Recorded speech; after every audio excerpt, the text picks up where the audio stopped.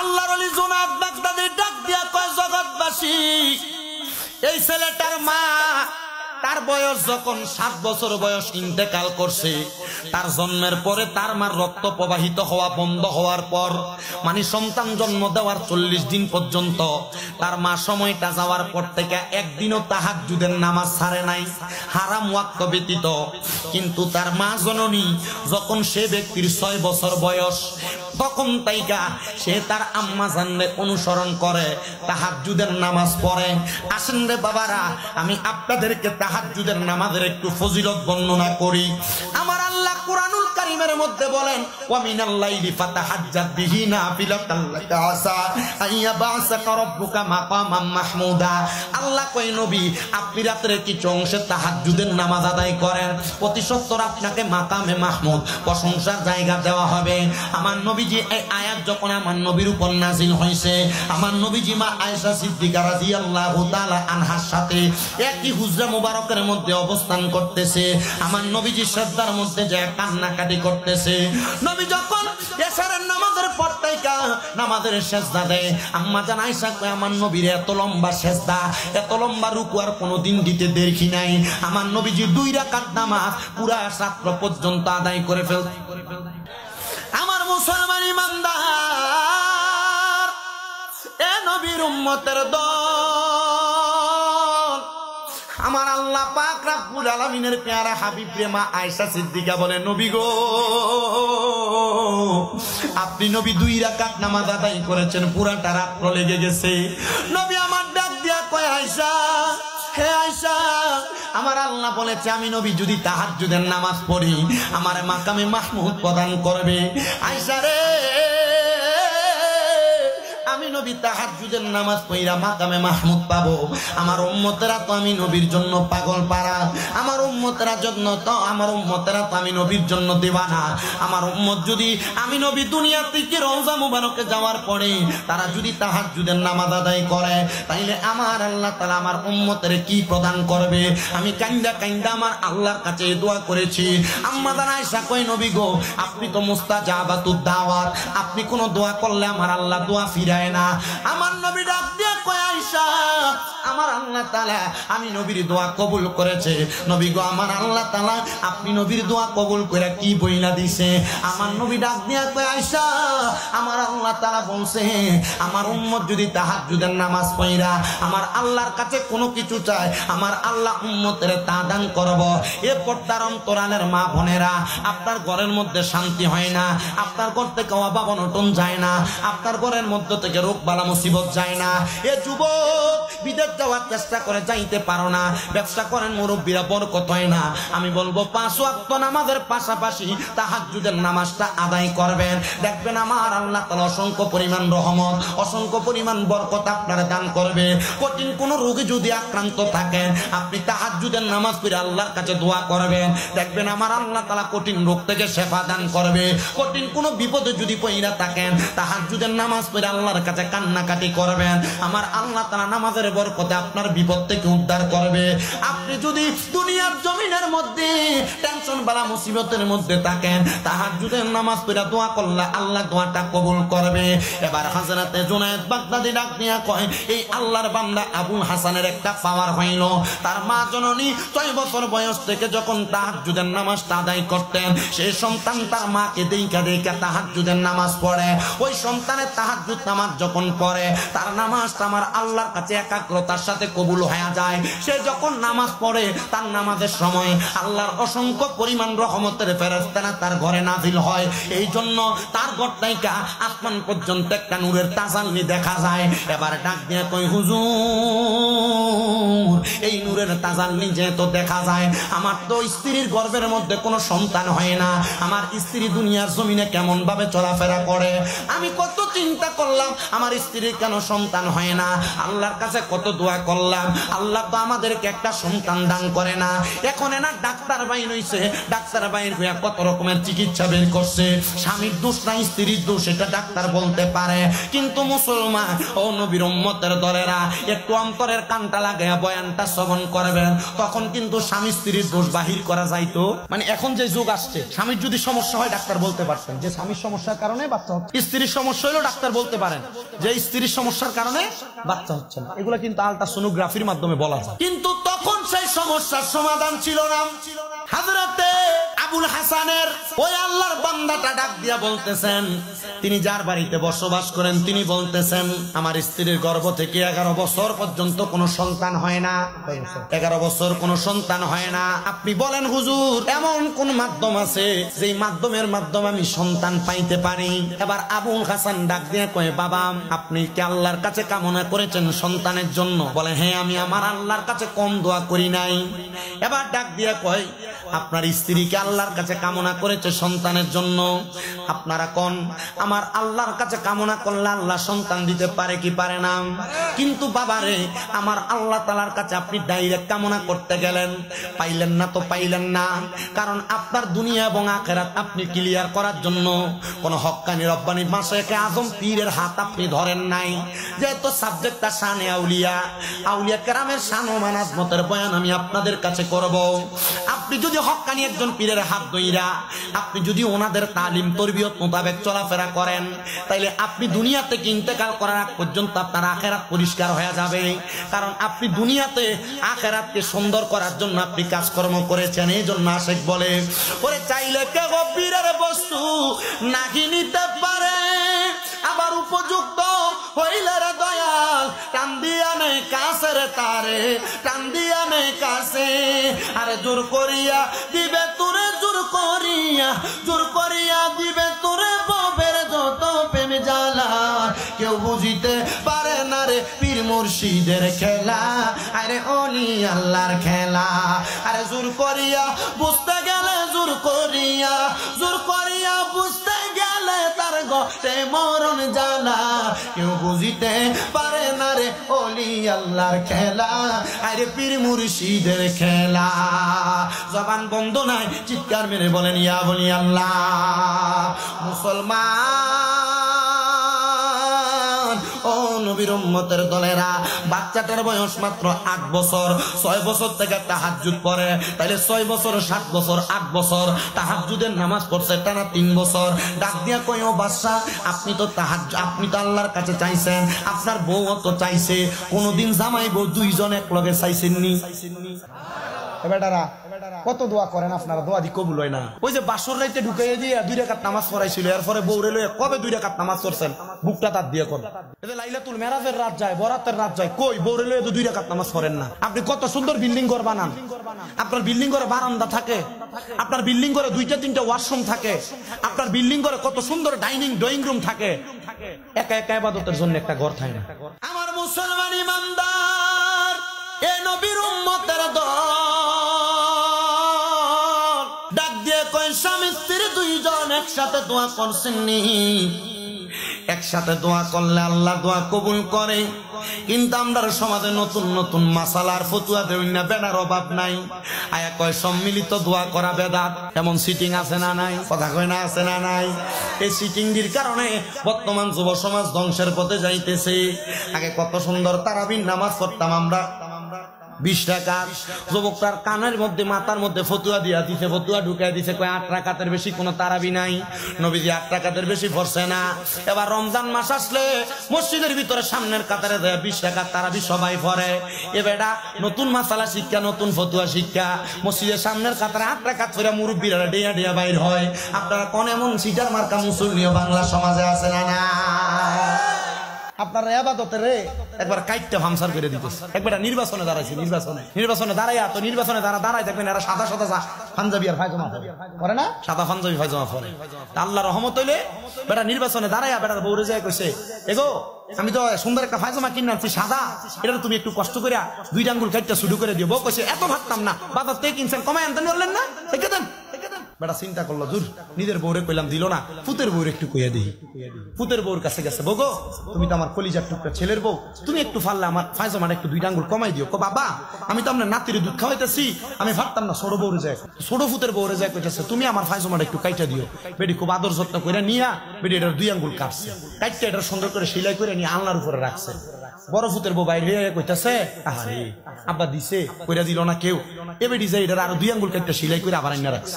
পরে নিজের বউ বাইরে দেখতেছে, কি রে ফায়জামাটা এনে রাখিয়ে গেল, ফায়জামাটা কেউ কমাই দিল না। বেডি নিয়ে এটার আরো 2 আঙ্গুল কাটছে। কয় আঙ্গুল হইছে? 6 ইঞ্চি করে কাটছে, 2 ইঞ্চি করে কাটছে। কয় ইঞ্চি হইছে? আচ্ছা কোন ফ্যান্টের যদি 6 ইঞ্চি কাটে, এটা কি ফ্যান না হাফ প্যান্ট? তো আমরা সমাজে ইবাদতরে কাটতে কাটতে এমন হাফ প্যান্ট বানিয়ে ছাইরা দেয়, এমন সিটারও আছে। আল্লাহ আমরা বোঝার তৌফিক। ইবাদত যদি কয় না এইটা নাই, ওইটা নাই, এই দোয়া নাই, ওই দোয়া নাই, এই নামাজ নাই, ওই নামাজ নাই, বুঝবেন যে বুঝছি শয়তান তার লগে আছে। যেহেতু কোনো কিছু নাই, শয়তান আছে তার লগে। কথা কয় না, ঠিক কি না? আল্লাহ বোঝার তৌফিক দিক। এই যে সবে মেরাজ গেল, কত মসজিদের ভিতরে তালা ঝুলছে, ঠিক কি না? আল্লাহ আমরা বোঝার তৌফিক দান করুন, জোরে কোন আমিন। আমার মুসলমান ইমানদারের দলেরা এবার ডাক দিয়া কয়, জামাই বউ এক লগে দোয়া করবা। এ পর্দার অন্তরালের মা বোনেরা মনে রাখবেন, এক লগে দোয়া করলে দোয়া কবুল হয়। তো যারা কয় এক লগে কোনো দোয়া নাই, আমি গত জুমার আগে জুমা আমার মসজিদের সম্মিলিত দোয়ার ব্যাপারে আমি একটা হাদিস শরীফ পড়ছিলাম। নবী আমার নবীজির হুজরা মুবারক থেকে বের হইয়া নবীজির কলিজার টুকরা সাহাবী আনাস রাদিয়াল্লাহু তাআলা ঘুরে নিয়ে বের হইছেন। বের হওয়ার পরে আমার নবী ডাক দিয়া কয়, আনাস তুমি আমি যা দেখতেছি তুমি দেখতে পাও কিনা? আনাস রাদিয়াল্লাহু তাআলা ডাক দিয়া কয়, ইয়া রাসূলুল্লাহ, না আমি দেখতেছি না, তবে আমি দেখতেছি আপনি তাকায় আছেন। একসাথে অনেকগুলা লোক আসমানের দিকে হাত উঠে দোয়া করতেছে। আমার নবী ডাক দিয়া কয়, আনাস আমি শুধু এইটা দেখি না, আমি দেখতেছি যারা যারা দোয়া করতেছে তাদের প্রত্যেকের হাতের মধ্যে আল্লাহ তাআলার নূর দেখা যায়। আনাস রাদিয়াল্লাহু তাআলা ডাক দিয়া কয়, ইয়া রাসূলুল্লাহ আপনি দোয়া করেন, আমি যেন সেই নূরটা দেখতে পাই। আমার নবী দোয়া করলেন। আনাস রাদিয়াল্লাহু তাআলা বলেন, আমি তাকে দেখলাম, এবার নূরটা আমার চোখ দিয়েও দেখতেছি। এবার আমার নবী বলে, আনাস তাড়াতাড়ি করো, আমরা তাদের সাথে দোয়াতে যে শরীক হই।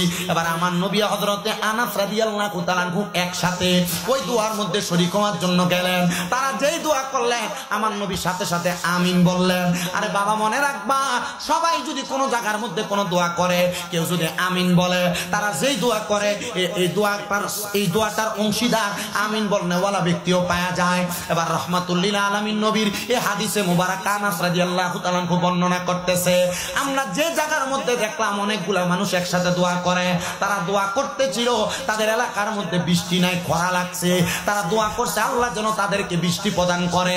আর আমার নবী আমিন আমিন বলেছে। আমরা এখান থেকে মসজিদে নববীতে যাওয়ার পর একটানা 7 দিন পর্যন্ত বৃষ্টি হয়েছে।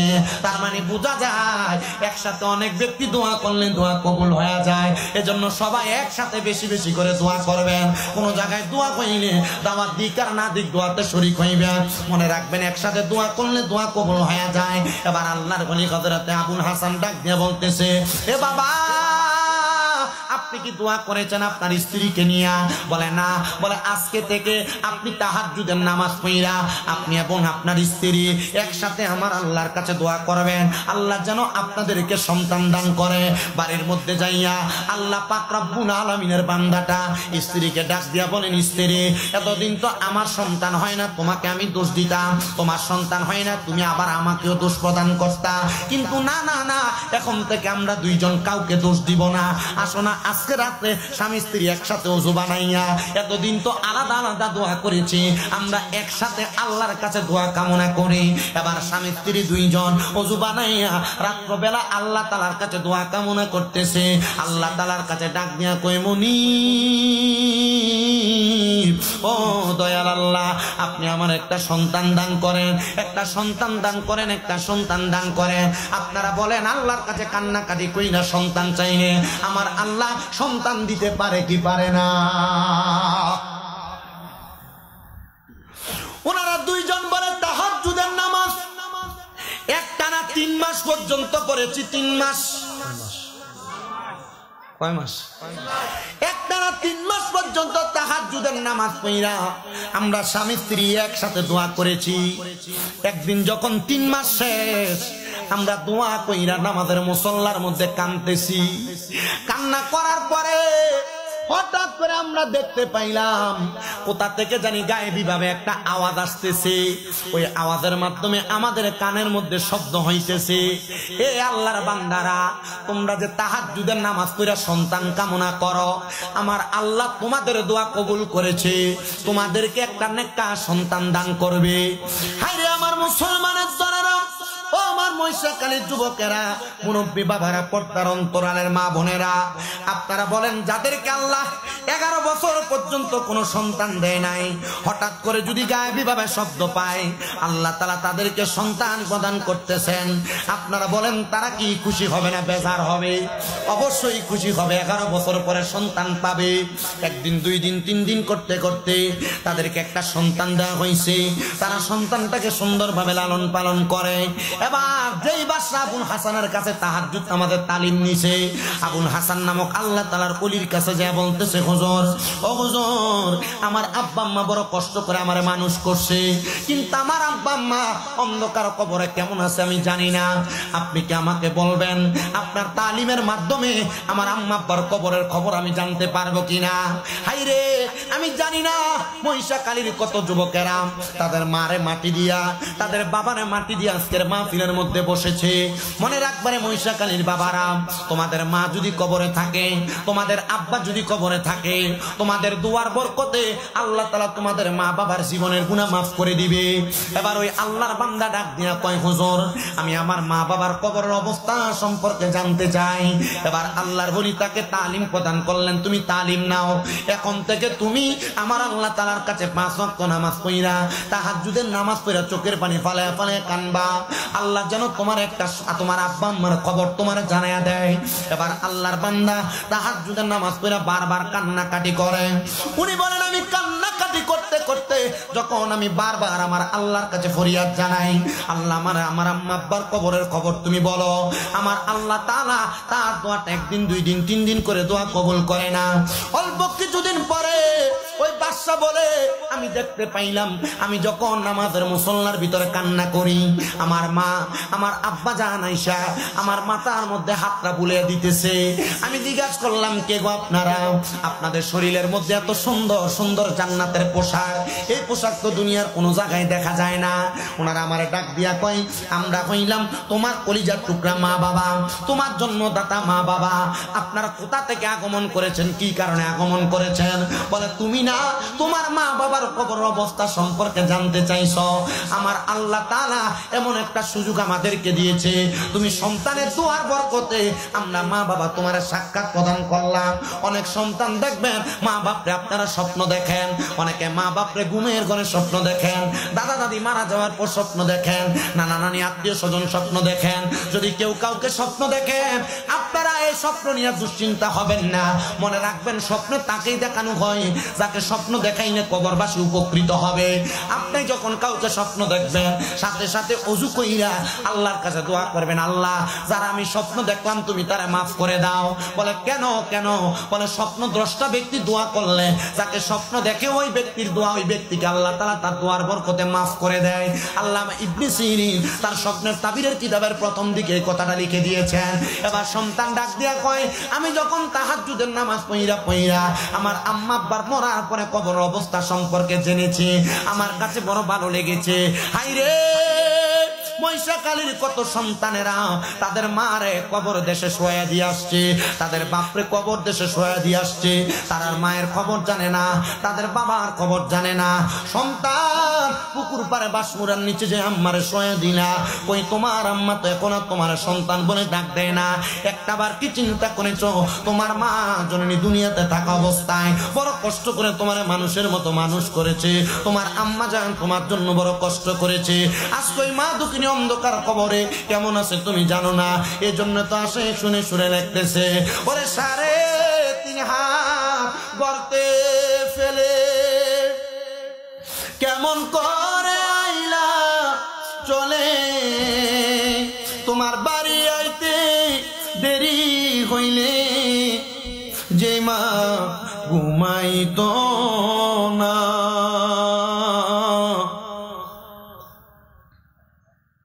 ওই কবর দে পায়ের পাশে একটু রইলি না রে, কবর দেশের খবর লইলি না। কেমন আছেন বাবা মনি, কেমন আছে মা জননী, একটা বারো ফিরা চাইলি না। ওই মা বাবারে কষ্ট দিয়া দুনিয়াতে দিন কাটাইয়া কোনদিনও শান্তি পাবি না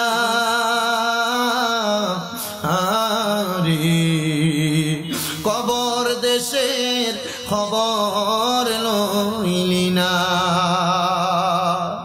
হায়রে আমার যুবক, এ মুরব্বী বাবারা, এ পর্দা নসিনী মা বোনেরা, ওই আব্বা জান তোমার বড় কষ্ট করে মানুষের মতো মানুষ করেছে, কিন্তু বর্তমান সমাজে তো পোষা, বর্তমান সমাজের পোলাপানে তো পোষা, তাদের স্ত্রী তাদেরকে কথায় কথায় বলেছে, তোমার আব্বা আম্মার কি তুমি একা সন্তান নি, আরো তো 2-3 ভাই আছে, তুমি কেন তোমার মা বাপরে একা একা খাওয়াও?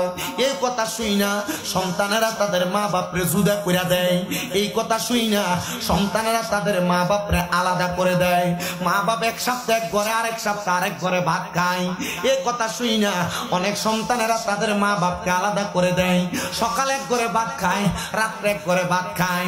হাই রে, কত মা বোনেরা, কত আম্মারা আব্বারা, তারা ঘরের মধ্যে বালিশের মধ্যে মাথা লাগে লাগে রাত্রবেলা কান্না করে তারার বালিশ ভিজায়। কারণটা কি? কারণ তারার ফুতে তারার লোক ওষা গলায় কথা কয়, তারা সন্তান তারার দাম দিয়ে কথা কয় না, তারা সন্তান তারার বাদ দেয় না। সন্তান বুইলা গেছো তোমার আব্বা জানের কষ্টের কথা, তোমার আব্বা জানের জুতাটা সিরা সিরা পায়ের গোড়ালিটা রাস্তার সাথে লাগতো, তোমার আব্বা জান কোনো দামি জুতা পরে নাই, তুমি সন্তানরে নতুন জুতা কিনা পরাইছে।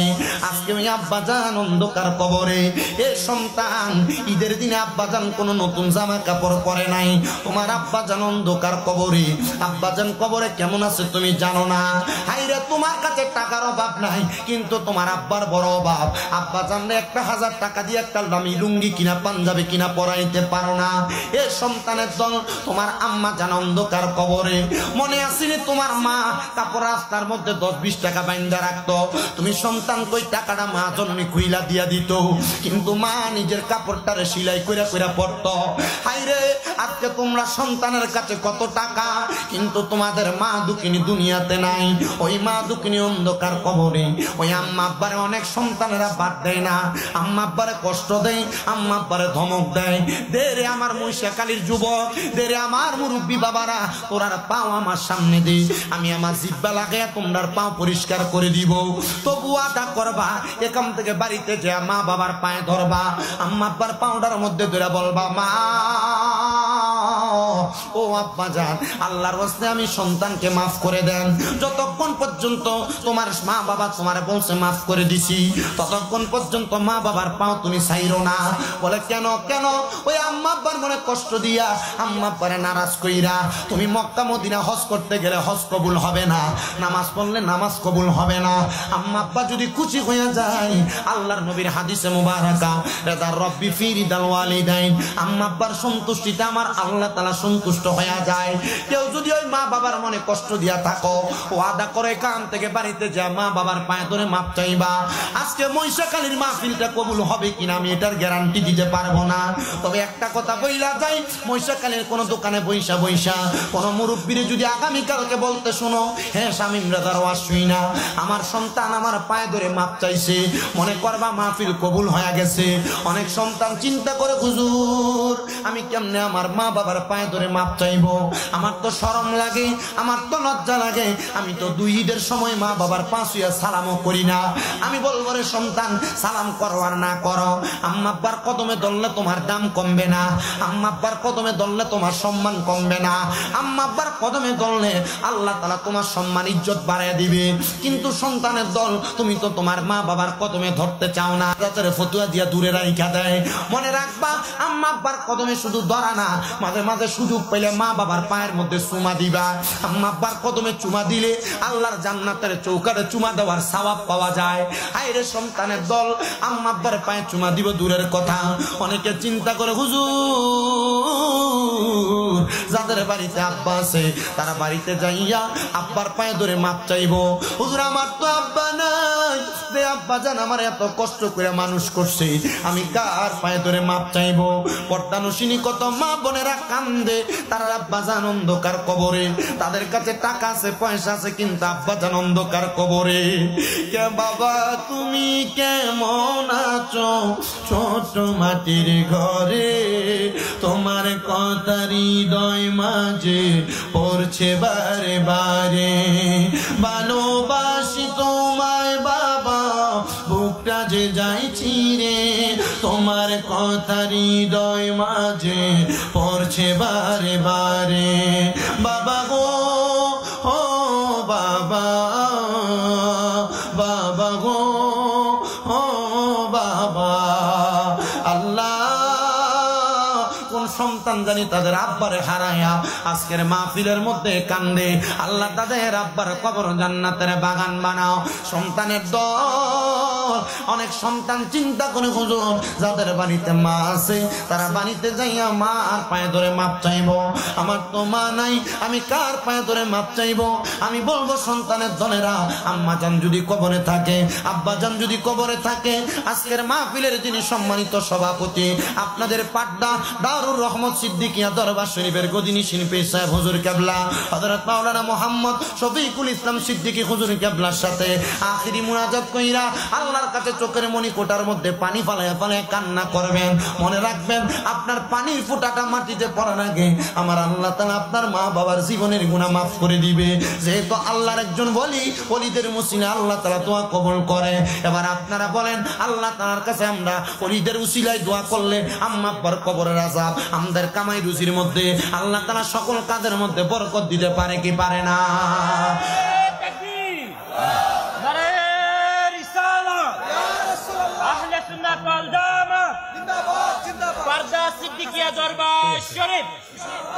জোরে কোন মারহাবা, এত আস্তে মারহাবা কইলেন? আল্লাহর ওলির উসিলা দিয়া দোয়া করলে দোয়া কবুল হয়নি, বিশ্বাস আসেনি। আয়োক না আইলে মাইক ধরবো, আমি কুদুর ওয়াজ করি, আর কিছুক্ষণ সময় আপনারা কষ্ট দিতাম। আসুন মারহাবা। তাহলে একটু আল্লাহর ওলির একটা শান গাই। ওলিদের ওলি যিনি গাউসুল আজম জিলানী, ওলিদের ওলি যিনি গাউসুল আজম জিলানী, বাগদাদে জন্ম কুতুবে রাব্বানী, বলেন বাগদাদে জন্ম কুতুবে রাব্বানী। বাবারা গাউসে পাকের শান গাইতে অসুবিধা হয় আপনারা? গাউসে পাকের শান গাইলে ভালো লাগে না? অন্তরে মোহাব্বত লাগে না? একটু মোহাব্বতে কর না। এই কারণ আল্লাহর হাবিব সাল্লাল্লাহু আলাইহি সাল্লামের ঘোষণা, জিকরুল আম্বিয়া মিনাল ইবাদা ওয়া জিকরুস সলিহিনা কাফারা।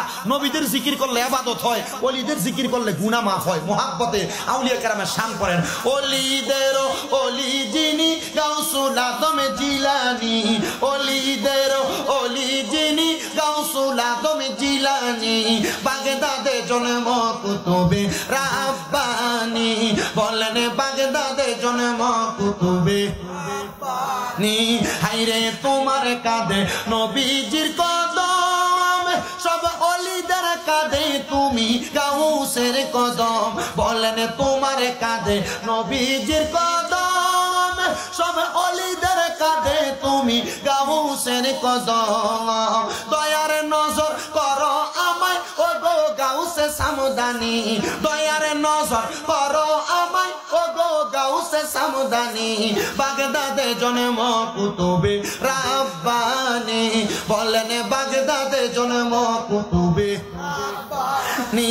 হায়রে ওলিদের ওলি যিনি গাউসুল আজম জিলানী, ওলিদের নি বাগদাদে জন্ম কুতুবে রাব্বানী, বলেন বাগদাদে জন্ম কুতুবে রাব্বানী।